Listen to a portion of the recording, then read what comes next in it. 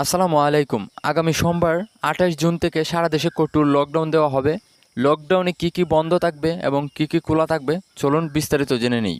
Corona ভাইরাসের বিস্তার রোধে আগামী সোমবার ২৮ জুন দেশে কঠোর বিধিনিষেধ ঘোষণা করা হয়েছে। এ সময় জরুরি প্রয়োজন ছাড়া কাউকে ঘর থেকে বের হতে দেওয়া হবে না।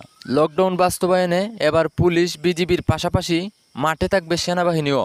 এদিকে লকডাউনের মধ্যেও কিছু অফিস খোলা রাখার কথা জানিয়েছেন জনপ্রশাসন প্রতিমন্ত্রী ফরহাদ হোসেন। তিনি বলেন, লকডাউনে সরকারি বেসরকারি সব অফিস বন্ধ থাকবে, তবে বাজেট সংক্রান্ত কাজে সহযোগিতাকারী গুরুত্বপূর্ণ ব্যাংক শাখা ও রাজস্ব বোর্ড সহ কিছু অফিস খোলা থাকবে।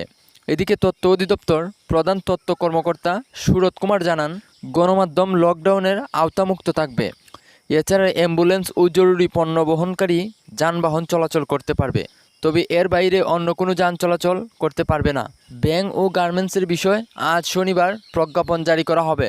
পরবর্তী ভিডিও পেতে আমাদের চ্যানেলটি সাবস্ক্রাইব করুন এবং পাশের বেল আইকনটি বাজিয়ে দিন। ধন্যবাদ।